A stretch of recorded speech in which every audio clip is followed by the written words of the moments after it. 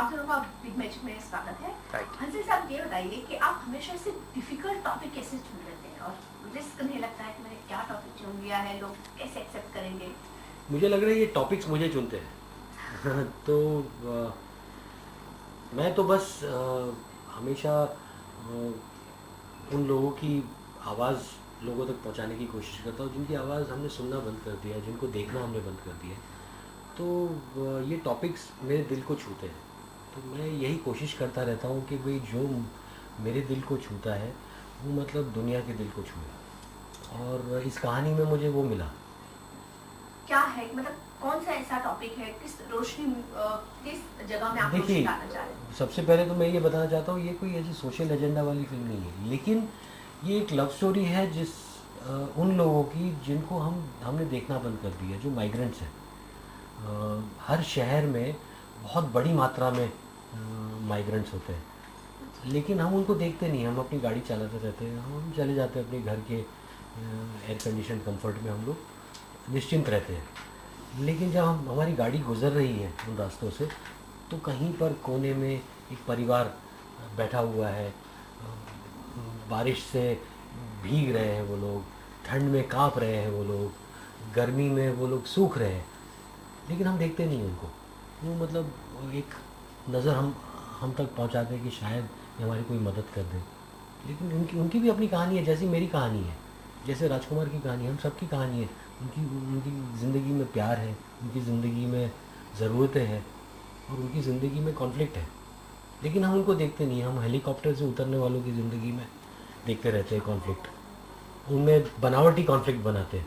यहाँ मतलब कहानी हमारे सामने जब गढ़ती है, हम उनको देखते नहीं है। तो ये सिटी लाइट्स वही कोशिश है ऐसी एक कहानी कहने का, जो पर्सनल किसी से मिले थे आप या किसी की नहीं, एक कहानी आपको छू गई? ये हर उस इंसान की कहानी है, जो हम सबकी कहानी है। ये मेरी अपनी कहानी है कि मेरे बच्चे हैं, मेरी बीवी है, और मैं अगर इस सिचुएशन में अगर फंस जाऊंगा जिसमें राजकुमार का कैरेक्टर दीपक फंसा हुआ है सिटी लाइट्स में, तो मैं यही करूंगा जो दीपक करता है। मैं यही अपने परिवार के लिए ये ज़रूर करूंगा। तो आप ऐसे टॉपिक के लिए राजकुमार को कैसे चुनते हैं? लगता है कि क्योंकि राजकुमार ने तो अपनी काबिलियत बता ही दी है, उनकी इंटेलिजेंस सभी के सामने है, उनके जो परफॉर्म करते हैं, तो आपके लिए हमेशा राजकुमार प्रेफरेंस रहते हैं? वो इस फिल्म में तो राजकुमार ने मुझे चुना राजकुमार ने मेरा नाम रेकमेंड किया था भट्ट साहब को। जब इससे पहले जो डायरेक्टर साइन थे उनके साथ कुछ बात नहीं बनी, तो राजकुमार ने मेरा नाम सजेस्ट किया था कि आप इनसे मिलिए। तो लेकिन मेरे लिए मतलब मैं खुशकिस्मत हूँ कि मेरे जीते जी मेरे करियर के इस दौर में मुझे राजकुमार मिला। एक मोड़ था ज़िंदगी का जिसमें मुझे राजकुमार मिला। सर मैं भी उतना ही खुशकिस्मत बिल्कुल। तो उस मोड़ पे मुझे ऐसा एक्टर मिल गया जो आप एक सोचते हो फिल्म को लेकर, आपका एक विज़न होता है जिसको आप विज़न कहते हो, कि आप सोचते हो कि मेरी फिल्म ऐसी बनेगी और इतना रियल होगा, ये सारी चीज़ें ऐसे गढ़ेगी लोगों के सामने, और उससे 3 गुना ज़्यादा बेहतर कोई मुझे आउटपुट दे। तो ऐसा एक्टर मतलब उससे ज़्यादा डायरेक्टर क्या चाहता है? डायरेक्टर का ग्रीड इससे ज़्यादा हो नहीं सकता है। और राजकुमार, आप बताएं कि नेशनल अवार्ड आपको मिल गया है, हमेशा जिस फिल्म में आप रहे हो आपकी तारीफ हुई है, तो कुछ रिस्पॉन्सिबिलिटी ज़्यादा बढ़ जाती है? सब लोग नहीं, रिस्पॉन्सिबिलिटी तो मैं नहीं महसूस करता हूँ जब मैं काम कर रहा होता हूँ। जैसे अभी हम दोनों को नेशनल अवार्ड से नवाजा गया है, पर उससे ये नहीं हुआ गया कि अब हमारी काम करने का स्टाइल, तरीका बदल जाएगा। जो ऑनेस्टी है काम के प्रति वो तो उतनी ही रहेगी। और जब आप काम कर रहे होते हो तो आप ये सब नहीं सोचते हो कि मुझे लोगों को कुछ प्रूव करना है या फिर इस फिल्म में तो अवार्ड मिलना ही चाहिए। आप बस उस मोमेंट में उस सीन को ईमानदारी से निभाना चाहते हो, करना चाहते हो।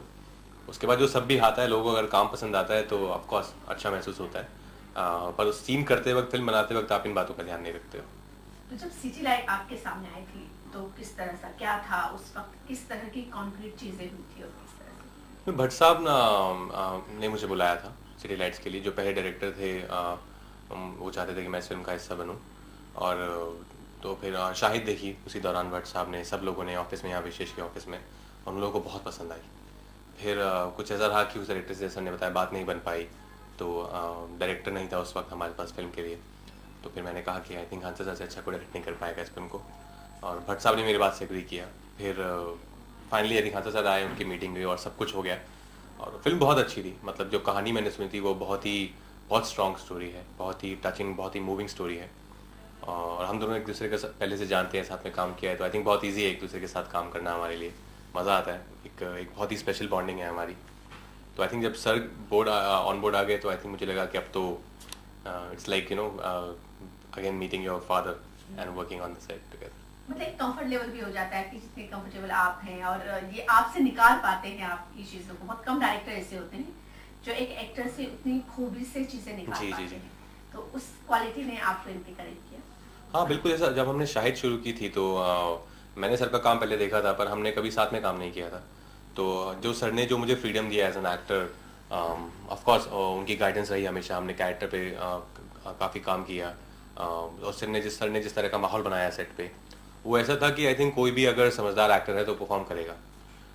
तो आई थिंक उनका पूरा क्रेडिट जो है सर को जाता है, जैसा वो सेट पे एक एनवायरनमेंट बना के रखते हैं आपके लिए, अपने एक्टर्स को काफ़ी प्रोटेक्टेड रखते हैं वो, और काफ़ी फेथ है उनका अपने एक्टर्स पे, जो आई थिंक हमको काफ़ी मोटिवेट करता है परफॉर्म करने के लिए एज एन एक्टर।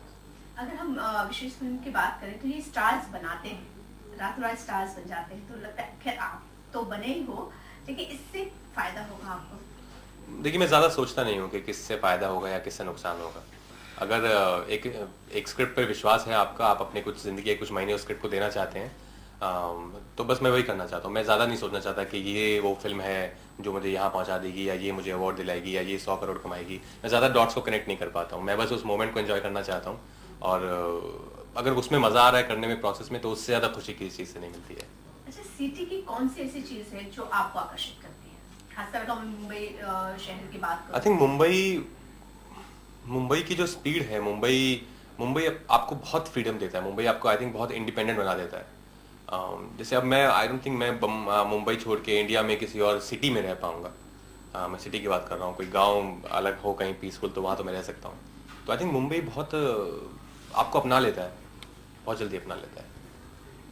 तो मुंबई के अलावा कोई ऐसी जगह जो आपको बहुत ज़्यादा पसंद है?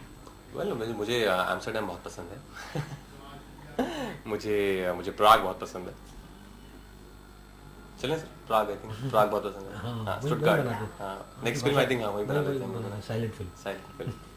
ओके, पत्रलेखा नाम ही एकदम यूनिक नाम है, और जिस तरह से हमने थोड़ी बहुत क्लिपिंग्स देखी है, तो पहली फिल्म में इतना बेहतर परफॉर्म करना बहुत मुश्किल है। कितना आपका सपोर्ट रहा, और हंसल सर आपका? आई थिंक सर जवाब देंगे, मेरा तो क्या सपोर्ट। नहीं, एक को-स्टार के साथ वेल आई थिंक मेरा कोई योगदान नहीं है उनकी परफॉर्मेंस में, बल्कि मैं तो कहूँगा कि मैं खुशकिस्मत हूँ कि जब अच्छे एक्टर आ जाते हैं परफॉर्म करने के लिए, तो मेरा काम बहुत आसान हो जाता है, बिकॉज वो इतना कुछ बहुत ही खूबसूरत कर रहे होते हैं आपके सामने कि जो भी आप करते हैं वो बहुत नेचुरली रिएक्ट करते हैं आप उन चीज़ों पर।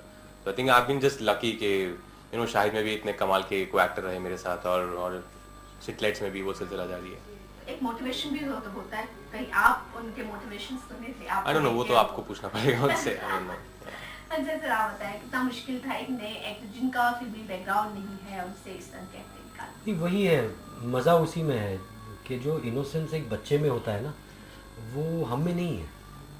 तो पत्रलेखा में एक इनोसेंस था कि वो कुछ बैगेज लेकर नहीं आई थी कि मैं बहुत महान एक्ट्रेस हूँ, मैंने 15 साल थिएटर किया है और मैं आपको अपनी काबिलियत दिखाना चाहती हूँ। ना ही वो ये लेकर आई थी कि मैं मिस इंडिया हूँ और मैं मतलब बहुत अपने आप को मतलब राखी के रोल में भी मैं रैंप वॉक करूँगी। ना ही वो प्रेशर था ग्लैमर का, ना ग्लैमर का प्रेशर, ना परफॉर्मेंस का प्रेशर। वो सिर्फ उस मोमेंट में जीना चाहती थी, और वो मुझे लगता है कि उसकी अपब्रिंगिंग, कि मेरे लिए ना एक्टर या तो आपकी एक ट्रेनिंग होती है या तो आपकी अपब्रिंगिंग होती है। तो मुझे लगता है कि पत्रलेखा की अपब्रिंगिंग, वो बहुत इंडिपेंडेंट लड़की है, वो एक बहुत अच्छे घर से आती है, वो एजुकेटेड है, इंटेलिजेंट है। तो मुझे उन चीज़ों ने आकर्षित किया। मुझे लगा कि इंडिपेंडेंट इंटेलिजेंट लड़की से वो इस रोल के बारे में सोचेगी और उस मोमेंट पे रिएक्ट करेगी। और एक साथ साथ इनोसेंस था कि जो थिएटर के बैकग्राउंड से नहीं थी, उस बड़े एक्टिंग का भार लेकर नहीं आई थी अपने आप, ऊपर वो, तो वो उस मोमेंट पे रिस्पॉन्ड करती थी। था मतलब उसके साथ राजकुमार के साथ काम करने का तरीका और पत्रलेखा के साथ काम करने का तरीका मुझे थोड़ा सा उसमें परिवर्तन लाना पड़ा। लेकिन वो डायरेक्टर का काम होता है, मैं मतलब बाकी करता क्या हूँ, काम मेरे औजार मेरे एक्टर्स हैं कि मेरी बात उनके ज़रिए कही जाती है, तो मुझे उनसे काम करवाने का एक तरीका ढूंढना पड़ता है। तो पत्रलेखा तो ये था कि जैसे मैं अपनी बच्ची से काम करवा रहा था, ये था। किस तरह से उनकी ऑडिशंस हुई थी? राजकुमार के जरिए आई थी वो आपके पास? नहीं ना, वो कास्टिंग डायरेक्टर हमारे हैं विनोद रावत, उन्होंने ऑडिशंस पहले जो प्रीवियस डायरेक्टर थे उनके लिए ऑडिशंस की थी। पत्रलेखा की ऑडिशन कहीं पर उनके हार्ड डिस्क पे छुपी हुई थी, तो मुझे उन्होंने सारे ऑडिशंस दिखाए पहले कि भाई ये इन लोगों को ऑडिशंस किया, तो मैंने उनमें से 3-4 लोगों को शॉर्टलिस्ट किया, बोला उनसे दोबारा ऑडिशन करवाओ इस तरह से।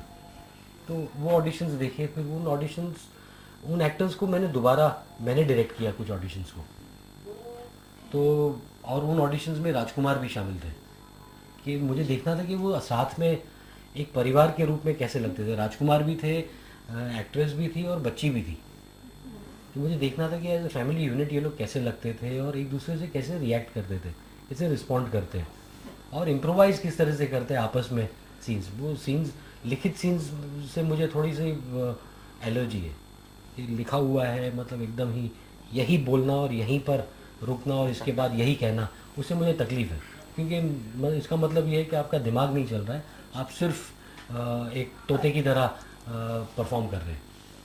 तो सर ये रियल स्टोरीज कितनी इंस्पायर करती है? आपकी पहली फिल्म भी आप शाहिद की थी जो काफ़ी रियल कैरेक्टर पर ही आधारित थी, और ये फिल्म भी आपने एक रियल इंसिडेंट ही लिया है। देखिए हमारे आसपास जो घटनाएं होती हैं, इस पे रिसर्च करना पड़ता है बहुत ज़्यादा, या उनके बीच जाके बैठना पड़ता है, उनके एक्टिविटीज इतना ज़्यादा क्या है, हम लोग बहुत बड़ा चढ़ा के इन चीज़ों को करते हैं। भाई ये हमारा काम है, मैं डायरेक्टर हूँ, ये एक्टर है, तो अगर हमें मतलब अच्छे से ईमानदारी से काम करना है तो ये करना ही पड़ेगा। मतलब आपने बॉडी बना ली तो मतलब आपने हिंदुस्तान को बदल नहीं दिया उससे, आपने आपका काम किया है। अगर आपने वज़न कम किया है तो मतलब बहुत बार मुझे लोग पूछते हैं राजकुमार ने 8 किलो कम कर दी, मैं बोला उसमें कोई बड़ा काम नहीं किया, उसको करना था, उसका कैरेक्टर था वो, तो उसके लिए जो ज़रूरी है वो आपको करना पड़ता है। वो उसमें मतलब कोई आपने वो नहीं कर दिया, आपने मतलब वो जो क्या कहते हैं हनुमान जी ने जो पहाड़ उठा लिया था, वैसा कुछ नहीं किया आपने। तो मेरा मानना है एज ए डायरेक्टर भी मेरा यही काम है। हमारी फिल्मों में प्रॉब्लम ये होता है कि कहानियों की कमी है, हम हमेशा रोते रहते हैं कि कहानियत नहीं है, कहानियों की कमी है, क्योंकि हम ज़िंदगी में झांकते ही नहीं हैं। हम मतलब हॉलीवुड फिल्म में झांकते हैं और मतलब उनकी कहानियों को हम रिसाइकिल करने की कोशिश करते हैं, हम अपनी कहानियों में अपने दिलों में कभी झांकने की कोशिश नहीं करते। तो ये कहानी कहीं ना कहीं हालांकि एक फिलिपिनो फिल्म है मेट्रो मनीला जहाँ से उत्पन्न हुई है, लेकिन इसके कैरेक्टर्स और ये सारी चीज़ें शायद हमारे दिलों से ही उत्पन्न हुए हैं। आपको रियल फिल्में करने में कितना इंटरेस्ट है, मतलब रियल कैरेक्टर्स को जीना? मुझे बहुत इंटरेस्ट है, मैं कोई सुपर हीरो तो हूँ नहीं, मैं भी एक रियल इंसान हूँ, एक आम आदमी हूँ। तो मुझे तो बहुत मज़ा आता है जब कोई रियल कैरेक्टर आता है और उसको मैं कितना बिलीवेबल और कितना नेचुरली प्रोजेक्ट कर सकता हूँ स्क्रीन पे। तो मुझे इस प्रोसेस में बहुत मज़ा आता है। इसके बाद और कौन-कौन से आपके प्रोजेक्ट हैं, किस पे आप काम कर रहे हैं? इसके बाद अभी तो डॉली की डोली है जिसका शूट ऑलमोस्ट खत्म होने वाला है। फिर राजकुमार गुप्ता की फिल्म है रेवोल्यूशन 2020। फिर हम जहाँ भी इस तरह के टफ कैरेक्टर हो हमेशा लोगों को राजकुमार याद आएगा। पता नहीं, पूछिए मेरे को, तो मुझे बहुत मजा आता है अपने आप को चैलेंज करने में एज एन एक्टर, कि मैं हर कैरेक्टर को कुछ अलग कर सकूं, कुछ अलग दिखा सकूं, यही कोशिश रहती है। अच्छा, आप एक्टर में ज्यादा बिलीव करते हैं सुपरस्टार? कहते हैं कि एक परफॉर्मेंस होता है, एक सुपरस्टार होता है, जैसे हम शाहरुख खान सबको सुपरस्टार्स की कैटेगरी में डाल देते हैं, आप क्या प्रेफर करते हैं? देखिए सबसे पहले तो एक्टर ही होना पड़ेगा आपको। आई थिंक सुपरस्टार एक्टर के बाद ही बनते हो आप। तो आई थिंक अभी तो कोशिश है कि एक अच्छा एक्टर ही बन जाए, उसके बाद जितने मर्जी स्टार बनने हैं वो बनते रहेंगे। सिटी लाइट से क्या उम्मीद है? उम्मीद यही है कि मतलब हमने बहुत ईमानदारी से फिल्म बनाई है और बहुत जिन लोगों ने फिल्म देखी है सबको बहुत पसंद आ रही है, सबके दिल को कहीं ना कहीं छू रही है फिल्म। तो उम्मीद यही कि जो लोग भी देखेंगे, और म्यूज़िक बहुत अच्छा है फिल्म में, फिल्म की कहानी बहुत अच्छी है, तो जो लोग देखेंगे उनको हमारी ईमानदारी, हमारा जो प्यार है फिल्म के लिए, वो फिल्म पे ज़रूर देखेगा। बिल्कुल राजकुमार, आप तो लोगों के फेवरेट बनते जा रहे हो, तो जाहिर सी बात है फायदा तो जरूर होगा। Thank you so much. और एक एक आइडिया हो जाए आप लोगों के, इस फिल्म के बारे में कुछ मैसेज देना चाहते हैं आप ऑडियंस को, या 30th में। हाँ 30th में। वेल हमारी फिल्म आ रही है 30 मई को, सिटी लाइट्स, और ट्रेलर्स तो आप सब लोग देख ही रहे हैं, और आई एम श्योर आपको अगर अच्छे लग रहे हैं, आपको लगता है ये आपकी ज़िंदगी के 2 घंटे आप किसी अच्छी चीज़ पे दे सकते हैं, तो आइए 30th में को सिटी लाइट्स है सिनेमा घर में। एक ये बोलो ना, कहीं हो सकता है ये आपकी कहानी हो, आपसे खुद को रिलेट कर सकें। अच्छा, नहीं ऐसा नहीं हो पाएगा एक्चुअली, सबकी कहानी एक कॉलेज के लड़के की कहानी तो हाँ नहीं, आई थिंक इतना बहुत है। हाँ आप हमसे सर? 30 मई को रिलीज़ हो रही है सिटी लाइट्स, और उसके 2 कारण हैं देखने के लिए। एक तो इसमें आपकी अपनी कहानी या आपके पड़ोसी की कहानी या आपके इर्द गिर्द जो लोग घूमते हैं उनकी कहानी है इसमें, तो देखिए ज़रूर। और दूसरा ये है कि महेश भट्ट ज़ख्म के बाद अगर किसी फिल्म को अपने पूरे दिल से बैक कर रहे हैं तो ये सिटी लाइट्स है। और महेश भट्ट के कन्विक्शन के लिए देखिए आप, एक महेश भट्ट जो आप जिनको आप जानते थे, जिनको आप प्यार करते थे, उनकी कन्विक्शन दोबारा लौटते हुए आप देखिए 30 मई को। Thank you so much. एक मुझे 2 आइडिया चाहिए, एक हमारा बिग मैजिक बिहार झारखंड है, और एक बिग मैजिक। तो आप मुझे देख रहे हैं बिग मैजिक बिहार झारखंड। बिहार झारखंड के सभी लोगों को क्या मतलब नहीं, आप देख रहे हैं, मैं हूं राजकुमार, और आप देख रहे हैं बिग मैजिक बिहार बिहार झारखंड। झारखंड। और अच्छा पकड़ना है मुझे कैसे?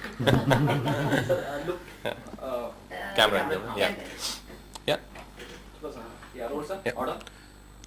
हाय, मैं हूं राजकुमार राव, और आप मुझे देख रहे हैं बिग मैजिक बिहार झारखंड पे। और दूसरा बिग सर बिग मैजिक। हाय, मैं हूं राजकुमार राव, और आप मुझे देख रहे हैं बिग मैजिक पे। मेरा भी चाहिए, मेरा तो लगा ही हुआ है। लगा हुआ है, चाहिए ना। नमस्कार, डबल साउंड नहीं है। नमस्कार, मैं हूं हंसल मेहता, और आप देख रहे हैं बिग मैजिक बिहार झारखंड। हाय, मैं हूं हंसल मेहता, और आप देख रहे हैं big magic. Thank you, Thank you so much, Rashma. All the best. Thank you. आप रिव्यू करेंगे कि ऐसे थोड़ा सा ऊपर। ऑफ कर करो, ऊपर से क्या कर रहे हो? आ रहा था तभी? अभी आ रहा नहीं ना? बंद कर दे, 10 मिनट फटाफट कर दे। महेश जी, अगर हम आपकी फिल्मों की बात करें तो हमेशा किसी न किसी फिल्म में शहर का एक नया चेहरा सामने आता है। सिटी लाइट में ऐसी कौन सी रोशनी है, किस रोशनी को आप दिखाना चाहते हैं सिटी एज ए प्रोड्यूसर? देखिए, सिटी लाइट एक बहुत ही रेलेवेंट फिल्म है हमारे मुल्क के लिए, क्योंकि एक रूरल अर्बन माइग्रेशन का जो सिलसिला शुरू हुआ है कि हमारे गांव से, हमारे छोटे शहरों से जो महानगर की तरफ लोगों ने आना शुरू किया है, उससे हमारे मुल्क की जो एक सोशोलॉजिकल जो ज़िंदगी है वो बिल्कुल हमेशा हमेशा के लिए बदल जाएगी। क्योंकि जब गांव से एक व्यक्ति निकलता है या एक परिवार निकलता है तो उसकी जहनियत वो उस हिंदुस्तान से जुड़ी हुई होती है जो शायद 18वीं सेंचुरी या 17वीं सेंचुरी का हिंदुस्तान है। मगर जब 21वीं सदी के महानगर में आके वो अपनी जद्दोजहद शुरू करता है तो कुछ अचानक उसके अंदर उसको एक ऐसा एहसास होता है कि सब उसका सब कुछ छीना जा रहा है उससे, उसके वैल्यूज़, उसके सारे जो उसकी जो सोच जिसके ऊपर वो सालों से चलता रहा है, अचानक उसको लगता है कि कोई उससे छीन रहा है और उसे ऐसे कॉम्प्रोमाइज़ करने पड़ते हैं जिसकी उसने कभी कल्पना ही नहीं की होती। और यहाँ पर इस स्पेस में बहुत बड़ी बड़ी कहानियाँ जो है उन्होंने जन्म लिया है। क्योंकि जब भी इंसान किसी द्वंद्व से गुजरता है, किसी पीड़ा से गुजरता है, तो वो एक फिल्म मेकर के लिए वो एक अवसर होता है कि वो वहाँ झांके और उस पीड़ा को लोगों तक पहुँचाए, और हमने यही किया है। राजकुमार आपकी पहली चॉइस थी इसमें? राजकुमार यादव साहब को हमने शाहिद में देखा और हमको लगा कि बहुत ही ब्रिलियंट एक एक्टर हमारे बीच में अचानक हरियाणा से चल के आ गया है। और उसकी खासियत यह है कि उसकी परफॉर्मेंस जो है किसी स्टार्स की परफॉर्मेंसेस का कुछ लेना देना है नहीं, किसी से वो अपना क्राफ्ट उसने प्राप्त नहीं किया है, वो एक कैरेक्टर प्ले करते हैं और बिल्कुल इतनी सहजता से प्ले करते हैं कि आप बस देखते रहते हैं। तो जब हमने ये सैटेलाइट की कहानी डिसाइड की बनाएंगे तो हमको लगा कि सिर्फ यही व्यक्ति है जो इस रोल को निभा पाए। हंसल साहब राजकुमार की चॉइस थे।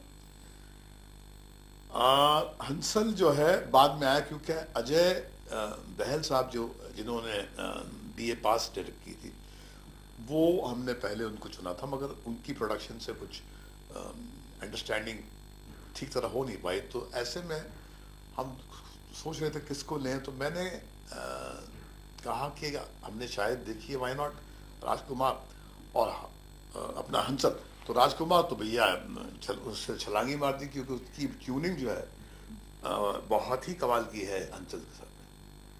महेश साहब, अगर हम आपकी फिल्म का कहें, आपने उस दिन भी कहा था प्रेस कॉन्फ्रेंस में कि कहीं ना कहीं जख्म के बाद जो फिल्म है ये आपके बहुत ज़्यादा करीब है, उस तरह का एक इमोशन है, एक पीड़ा है इस फिल्म में।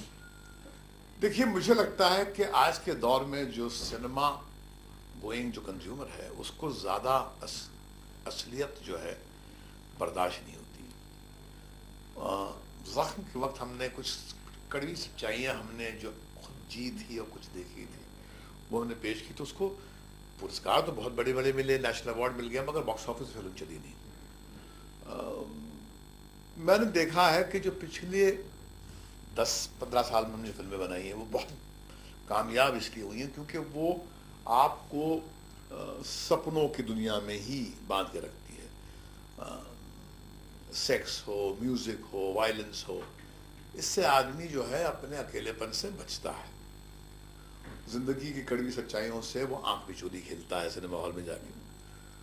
मगर सैटेलाइट जो है आपको हाँ एक कहानी के ढांचे में कुछ परोसती है जो आपकी कड़वी सच्चाइयाँ हैं। तो हमने जख्म के बाद में ऐसी जुर्रत 15 साल बाद की है। मुझे लगता है कि ये फिल्म जो है इमोशनली जख्म से की टक्कर की फिल्म है, क्योंकि बहुत ही पावरफुल इसका एक नैरेटिव पंच है।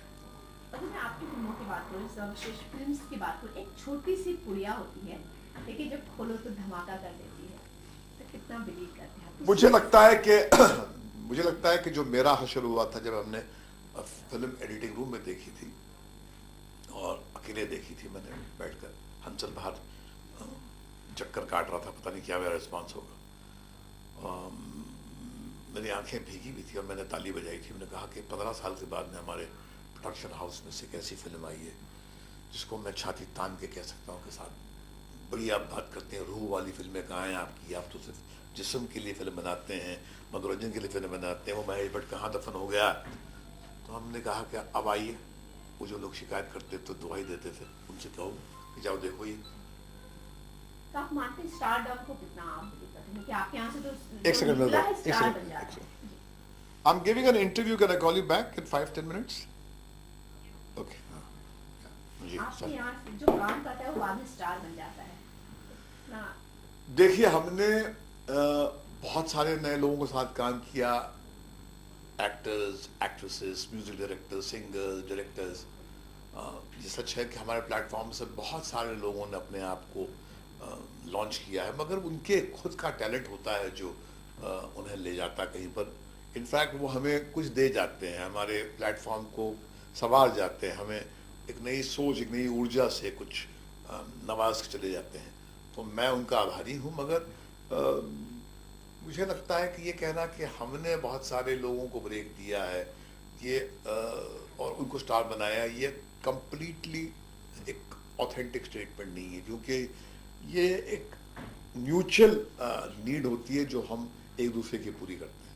अब सब आपके घर में खुद एक स्टार है, अब उसके साथ काम करना है। देखिए, आलिया ने अपने शर्तों पे, अपने पैरों पे खड़े होकर इतनी कामयाबी हासिल की है, वो मेरी बच्ची है। हम ज़रूरी नहीं समझते हैं कि हम एक दूसरे के साथ काम करें। अगर कभी एक ऐसी कहानी हमको लगता है हमें हासिल होगी और हमको लगेगा कि इसके लिए हमें आलिया को अप्रोच करना चाहिए, तो हम ज़रूर करेंगे, मगर फिर उसको एक्सेप्ट करना या उसको रिजेक्ट करना वो उसकी अपनी डिसीजन पर निर्भर होगा। उसके अपने मैनेजर्स हैं, उसके अपना एक जीवन का एक उसका एक रोड मैप है। अगर उसमें वो हमारी कहानी फिट होगी तो हम करेंगे, नहीं तो नहीं करेंगे। Thank you so much Manish ji and all the best आपकी इस फिल्म के लिए, जैसे और फिल्मों में इतनी सक्सेस हासिल की है। Thank you. एक आइडिया क्या आईडी? नमस्कार, मैं हूं मनीष भट्ट, आप देख रहे हैं बिग मैजिक। हमारा 2 चैनल है, बिहार झारखंड है और एक नेशनल है। तो आप देख रहे हैं big magic Bihar Jharkhand. Contributed in many unsaid ways to many films like Love, Sex or Dhoka and Titli, with a tremendous cast and a tremendous workshop, a preparation for the actors, which gives the director what he needs. Thank you.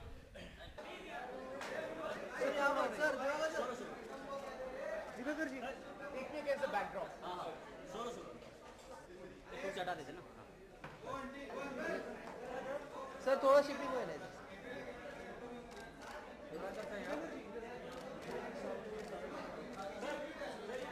Sir, ये sir थोड़ा chill down नीचे कीजिए please sir.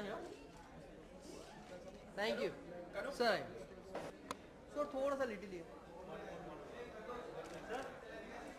Sir, लुकिया sir, थोड़ा chill down कीजिए please sir, लुकिया